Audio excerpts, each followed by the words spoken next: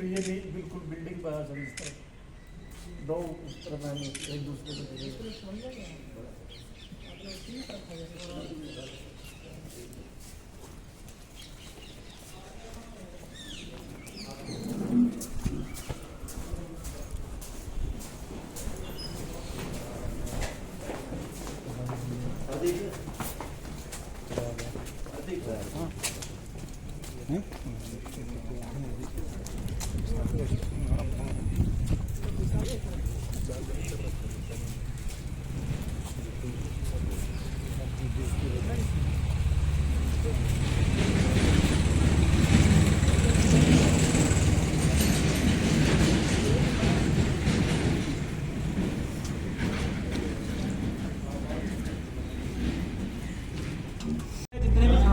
सभी थानों की मैं विजिट कर रहा हूँ। जितने भी अनुसंधान अधिकारी है और थाना प्रबंधक और जो कंसर्न सुपरवाइजरी ऑफिसर है उस थाने के, उनके साथ हम मीटिंग कर रहे हैं ताकि जो थाने में पेंडिंग केसेस हैं या पेंडिंग कंप्लेंट्स हैं उनकी चर्चा की जा सके। वो किस वजह से पेंडिंग है, थाने में कोई स्टाफ की शॉर्टेज है या थाने में और भी किसी प्रकार की कोई सुधार की जरूरत है, ताकि वो कमियां हम उसको दुरुस्त कर सकें। और यदि कोई जानबूझ करके चीज़ें जानबूझ करके पेंडिंग रखी जा रही है तो उन ऐसे मुलाजिमों को चिन्हित करके उनके खिलाफ भी कार्रवाई की जा सके और उन पेंडेंसी को निपटारा भी किया जा सके। पिछले दिनों अनिल विज जी नरवाना में एक पुलिस थाने को लगभग सस्पेंड कर चुके हैं, उसके बारे में कुछ आप कहेंगे? देखिए, मैंने जिस कहा कि जो भी सरकार की तरफ से जो भी हमें ड्यूटी दी गई है या कानून के मुताबिक हमें जो भी ड्यूटीज हमें संपादित करनी होती है, हम ईमानदारी से और मेहनत से उन कार्यों को संपन्न करें, वो हम कोशिश कर रहे हैं। और यदि किसी प्रकार से कोई कर्मचारी ऐसा पाया जाता है जो जानबूझ करके पब्लिक के काम समय पे नहीं करता है या जानबूझ करके दूसरे पक्ष के साथ मिलीभगत करके कोई अवैध गतिविधि को अंजाम दे रहा है, तो इस लोगों के खिलाफ कार्रवाई हम। सर, बरवाला के अंदर कुलदीप है चौंकाने के बाद दारू पर जो देहातों में खुलते हैं उन पर अंकुश लगा। अब दोबारा फिर वो चालू हो गए, उन पर थोड़ा कुछ बोलोगे? दोबारा फिर चालू हो गए वो? देखिए, मैंने पहले भी कहा था कि अवैध गतिविधि किसी भी प्रकार की हो, उस पर यदि थाना प्रबंधक लगाम लगाने में असफल होता है या जानबूझ के उस पर कार्रवाई नहीं करता तो थाना प्रबंधक अपनी ड्यूटी में कोताही कर रहा है। मैंने एसएचओ साहब को यहाँ पर आज कहा भी है कि जो भी इलीगल एक्टिविटी जो इनके एरिया में यदि किसी प्रकार की सूचना मिलती है तो उनके खिलाफ कड़ी कार्रवाई सुनिश्चित करें। व्यक्ति इसकी गतिविधि में संलिप्त है वो नहीं पकड़े जाएंगे तब तक इस प्रकार की चीज़ों पर लगाम लगाना थोड़ा मुश्किल हो जाता है। तो इस जो भी अपराधी इस प्रकार की गतिविधि में संलिप्त हो रहे हैं, मैंने CIAs की मीटिंग के संबंध में बुलाई थी ताकि ऐसे लोगों को पकड़ा जा सके, ताकि आम जन को राहत मिले। सर, पुराना बस स्टैंड से और नए बस स्टैंड के बीच में आजकल मोस्टली वन वे हो चुका है, जिसकी वजह से भारी वाहन भी यहाँ से गुजर रहे हैं। सर, क्या ऐसा हो सकता है कि भारी वाहनों को अलग से बाईपास निकलवा दिया जाए जिससे जनता को परेशानी न हो? देखिए, अभी इस संबंध में मैं डिस्कस कर लूँगा। अगर अल्टरनेट रूट अवेलेबल है और उसका उपयोग किया जा सकता है तो हम जनहित की दृष्टि से भी ठीक लगेगा वो। सर, सराहनीय रहे हैं बरवाला क्षेत्र के लिए। अगर दोबारा मैं उसी नशाखोरी की तरफ चले तो बरवाला से सिर्फ 100 मीटर की दूरी पे मदन लाल ढींगड़ा पार्क है सर, शाम के 7 बजे के आसपास। सर, इसकी जो बैक साइड की जो दीवार है वहाँ 100 मीटर का एरिया ऐसा है जो पूरी तरह से खुला है और वहाँ कुछ नाबालिग लड़के बैठे मिलेंगे सर जो वहाँ पे नशा करते हैं। इस इश्यू पे जैसा कि मैंने बताया, ये बड़ी एक गंभीर समस्या है और उसको उतनी ही गंभीरता से हम इस समस्या को ले रहे हैं। जो चीज़ें आपने कुछ जो हमारे संज्ञान में लेके आए हैं, हम इंश्योर करेंगे कि इस संबंध में जो भी एहतियात के तौर पे या कानूनी दृष्टि से जो भी कदम उठाए जा सकते हैं वो जरूर कदम उठाए जाए। सर, बरवाला शहर में देखा जाए सट्टे का कार्य जोरों शोरों से चल रहा है। पिछले दिनों जो IPL मैचें हैं या जैसे भुक्की है जो खाईवाल करते हैं, उसके बारे में आप क्या कुछ कहना चाहेंगे? क्या कार्रवाई की जाएगी? देखिए, मैंने जैसे बताया कि जो भी थाना क्षेत्र में जब भी ऐसी गतिविधि जो कानून की कानून के हिसाब से दंडनीय है वो नहीं होनी चाहिए, उसको रोकना और ऐसे लोगों के खिलाफ कार्रवाई करना, वो थाना प्रबंधक, DSP या SP या जो भी बीट इंचार्ज जो भी हो, उन सभी की ड्यूटी में शुमार होता है।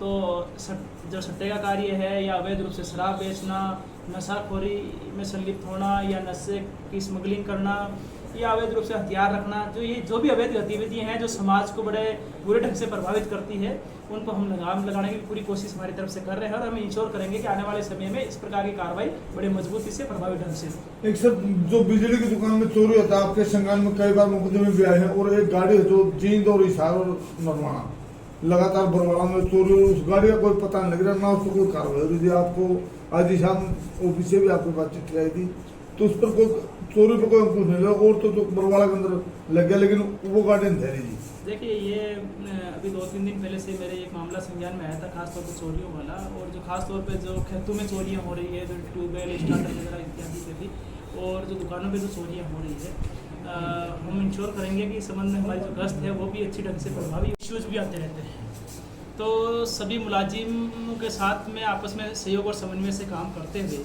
अल्टीमेटली जनहित में कैसे कदम उठाए जा सके ताकि लोगों को न्याय मिल सके समय पे, और जो विभागीय कार्य है वो सुचारू रूप से समय पे पूरे हो सके, ताकि लोगों को इधर उधर भटकना ना पड़े, और लोगों में भी एक विश्वास आए कि पुलिस है दिन रात उनके लिए कार्य कर रही है। तो सबसे हमारी जो प्राथमिकता है वो यही है कि अल्टीमेटली जितने भी पुलिस विभाग के जो कार्य, जनहित के जो कार्य है वो समय पे संपन्न हो। सर ज़्यादातर देखने में आ रहा है कि जैसे ही नए अधिकारी डिस्ट्रिक्ट में ज्वाइन होते हैं, प्राथमिकता के तौर पे ये कहा जाता है कि नशे पे लगाम लगाएंगे।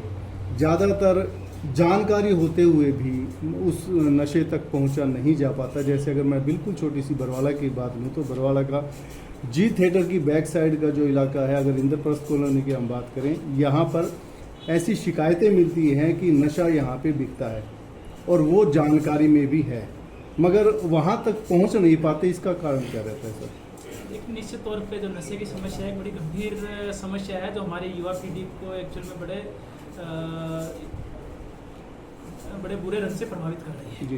तो इस समस्या से निपटने के लिए न समाज का भी नहीं, बाकी जितने भी हमारे सरकार के जितने भी डिपार्टमेंट्स है, कंसर्न डिपार्टमेंट, सभी को अपनी अपनी भूमिका निभानी होती है जी। और लॉ इन्फोर्समेंट एजेंसी होने के नाते पुलिस की इसमें एक बड़ी भूमिका होती है कि किस तरह से जो लार्ज स्केल पे जो ड्रग की स्मगलिंग करते हैं एक्चुअल में उन तक पहुंचा जाए और उनके खिलाफ व्यापक कार्रवाई की जाए। हम ये इंश्योर कर रहे हैं कि जो लार्ज स्केल पे ड्रग की स्मगलिंग कर रहे हैं उनके खिलाफ कड़ी कार्रवाई की जाए। इस संबंध में हम अपने लेवल पे भी इंटेलिजेंस गैदर कर रहे हैं, पब्लिक की तरफ से जो भी इंफॉर्मेशन आ रही है हम उसको भी वेरीफाई करके कार्रवाई कर रहे हैं। साथ में हम ये भी इंश्योर करेंगे कि एनडीपीएस एक्ट में ये भी प्रोविजन है कि नशे की कमाई से जो उसने जो भी चल अचल संपत्ति जो बना रखी है उसको अटैच किया जाए, ताकि क्योंकि अल्टीमेटली कोई भी बंदा जो मुनाफा कमाने के चक्कर में इस प्रकार के धंधे में संलिप्त होता है तो आर्थिक रूप से जो भी उसके खिलाफ कार्रवाई की जा सकती है वो भी की जाए और एनडीपीएस एक्ट के समुचित प्रावधानों के तहत उस पर जो भी कार्रवाई बनती है वो भी हम सुनिश्चित करेंगे। इसके अलावा सर कुछ लोगों की प्रवृत्ति बनी हुई है कि पुलिस स्टेशन में जो भी शिकायतें देते हैं सर उससे पुलिस का समय भी बर्बाद होता है, सर क्या कहना चाहेंगे? हमने पिछले महीने ही आईपीसी की धारा 182 के तहत 41 लोगों के खिलाफ कार्रवाई सुनिश्चित की थी। झूठी शिकायतें देने से न केवल दूसरे पक्ष को अनावश्यक रूप से परेशान होना पड़ता है बल्कि पुलिस का भी महत्वपूर्ण समय जो किसी और काम में लग सकता था वो भी जाया होता है। तो ऐसे लोगों के खिलाफ जो रंजिशवश या बदले की भावना की नियत से झूठी शिकायतें देते हैं तो ऐसे लोगों के खिलाफ हम आईपीसी की धारा 182 के तहत कार्रवाई कर रहे हैं। पिछले महीने भी हमने कार्रवाई की थी और ये कार्रवाई लगातार जारी रहेगी। मेरा आम लोगों से भी अपील है कि कोई भी व्यक्ति जो शिकायत दर्ज करवा रहा है वो सही और वास्तविक रिपोर्ट लिखाए ताकि उसी आधार पर उसे दूसरे पक्ष के खिलाफ कार्रवाई की जा सके। सर जो बरवाला के अंदर जो कुलदीप है तो उन्होंने 182 कार्रवाई भी की है और पीछे आप जो गांव में अवैध घूरते हैं दारू के उन पर अंकुश लगा। डीएसपी साहब रोहतास जी और जो अपने कुलदीप है तो उन्होंने यहाँ देखिए कोई भी थाना क्षेत्र में कोई भी अवैध गतिविधियां हो उस पर लगाम लगाना और उनके खिलाफ कार्रवाई करना ये थाना प्रबंधक का एक मुख्य दायित्व है।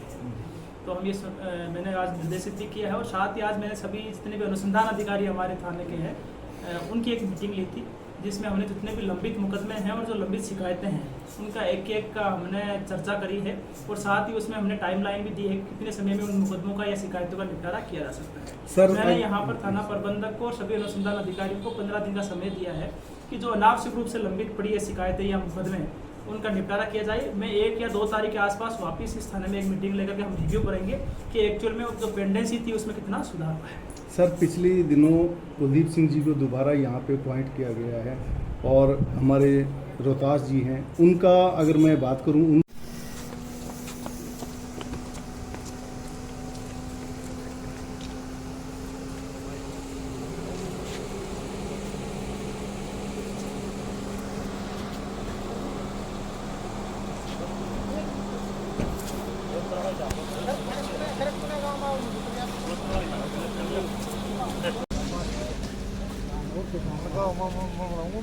Vâng,